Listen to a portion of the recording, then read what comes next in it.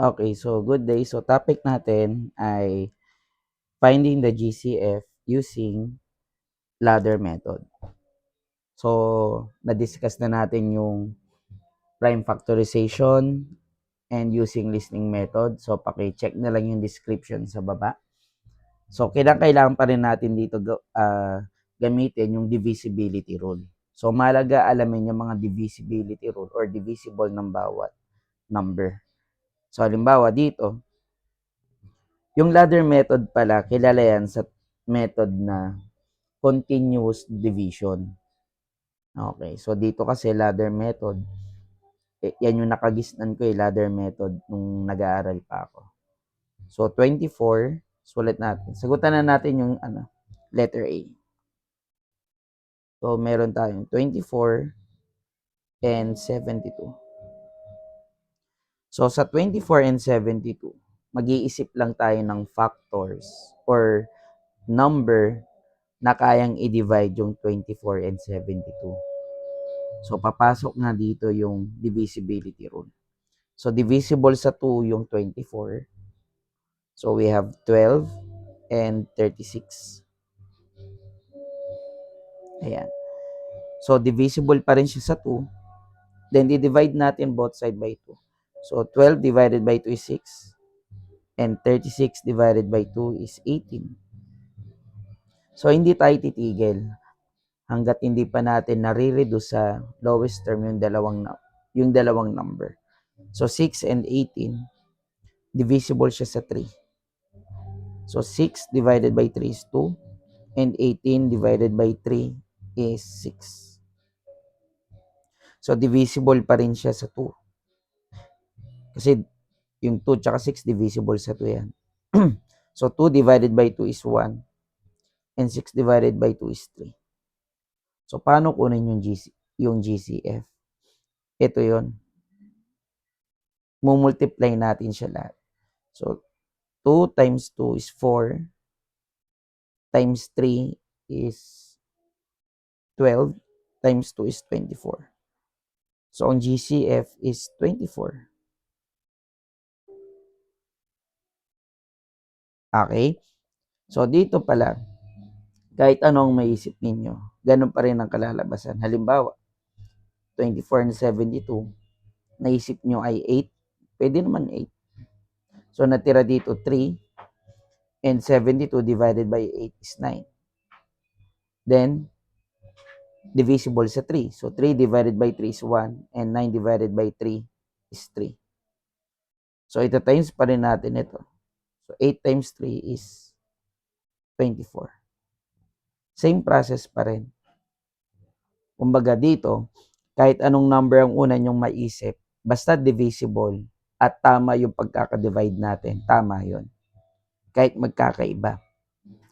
Okay, so try naman natin dito sa letter B. So sa letter B, ang tanong ay meron tayong 12, meron tayong 20 at 36.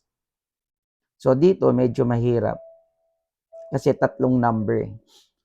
Mag-iisip tayo ng isang number na kayang i-divide yung 12, 20, and 36. So yung una ko naisip ay 2 kasi pinaka-basic. So di-divide natin yung tatlong number sa 2. So 12 divided by 2 is 6, 20 divided by 2 is 10, and 36 divided by 2 is 18. Punta ulit tayo rito. Saan siya pwedeng ma-divide? 6, 10, and 18. Okay, tama. Siya ay divisible sa 2. So, 6 divided by 2 is 3. 10 divided by 2 is 5. 18 divided by 2 is 6. 6, 9. Okay. Ngayon, dito, mag-isip tayo ngayon na divisible, na kayang i-divide yung mga number na to. Try natin si 2. Kaya? Kaya niya ba yung divide si 3? Hindi siya divisible sa 2. Mas lalo, hindi siya divisible sa 5 and 9. Okay? Next. Sa 3 naman, pwede dito, hindi pwede sa 5, pwede sa 9. Okay?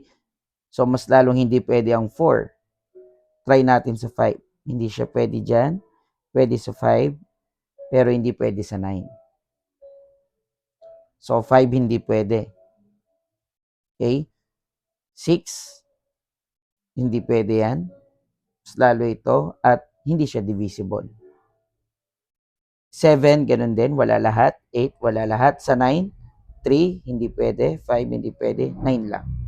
So, ibig sabihin, wala na silang ibang common factor except 1. Hindi pwede ang 2, 3, 4, 5, 6, 7, 8, 9. Kaya, ito lang yung ating magiging GCF. Solve natin yung GCF. So, 2 times 2 is 4. So, ito yung sagot. GCF is 4. Again, pwede naman ito mabago.